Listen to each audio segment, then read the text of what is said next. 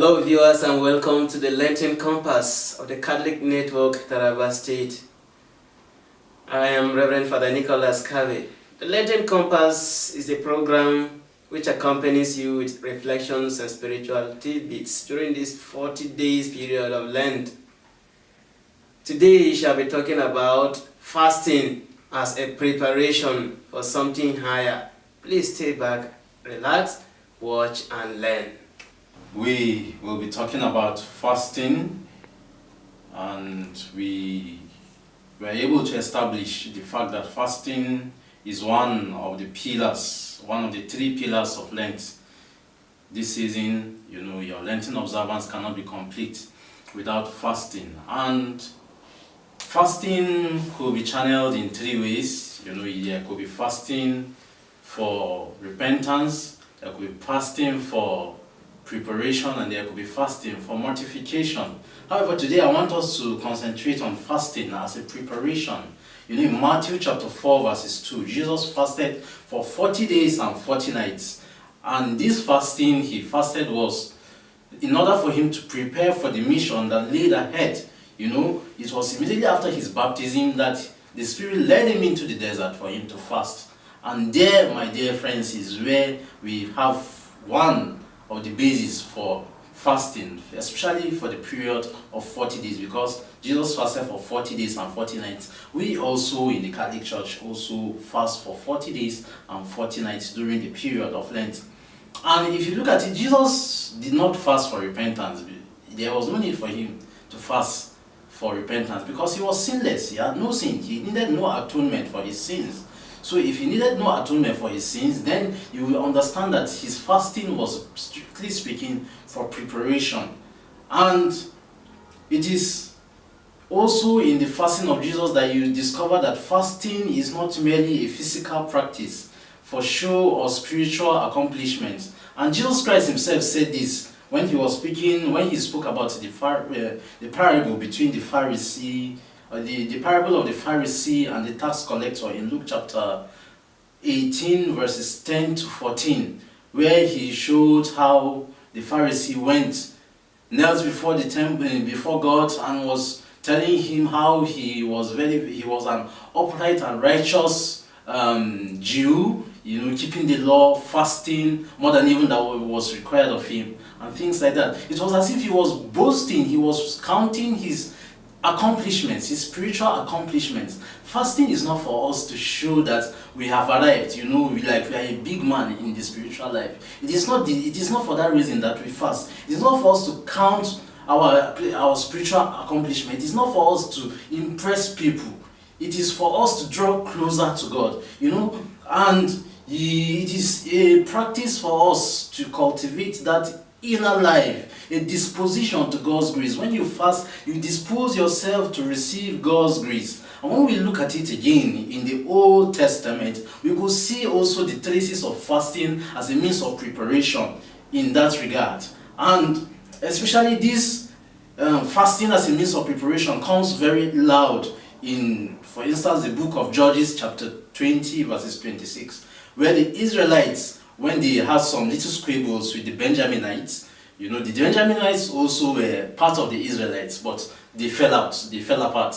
So at that period when they fell apart, the Benjaminites were fighting with the Israelites, and then they were winning. So what did the Israelites do? They went into fasting. They fasted, they prepared, and why did they fast at that moment? They fasted for themselves so that they will be able to be victorious in battle. And then it's the same thing also that you see in the book of 2 Chronicles chapter 20 verses 3 to 4.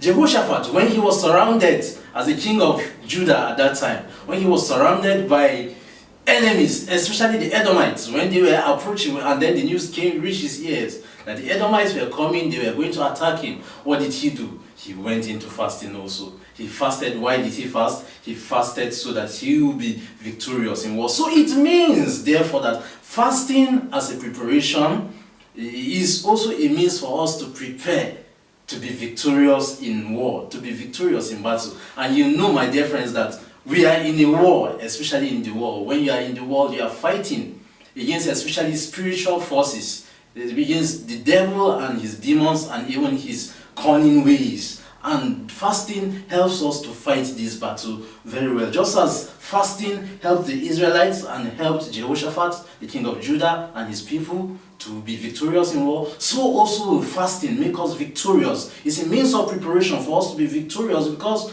we are in the world facing serious challenges, be it spiritual, be it physical. And my dear friends in Christ, when you are faced with any serious tasks ahead of you, fast as a means of preparation. You should fast. And if you fast, definitely you will succeed. If you fast, definitely you will overcome. Be it a family problem, be it a financial problem, even if it is a problem at work, your place of work, maybe your boss is giving you a headache, you fast.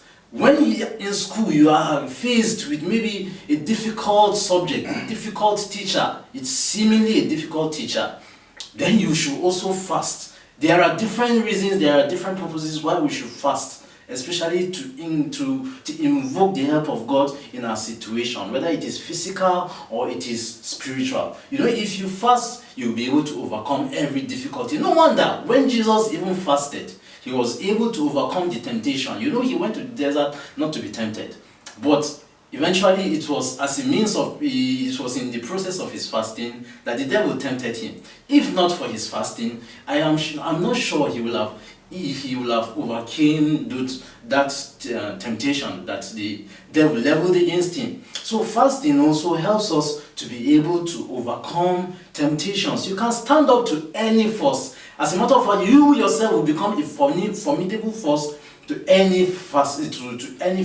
when you fast. Fasting intensifies prayer. No wonder Saint Theophan the recluse, he said that where there is no prayer and fasting, there are the demons. So it means that if we want to live an upright spiritual life, we need to fast and we need to pray. And you should remember also that fasting is not that it's a means of moving. Fasting does not move God to do your bidding. It doesn't move God to do your will, but rather it moves you closer to God.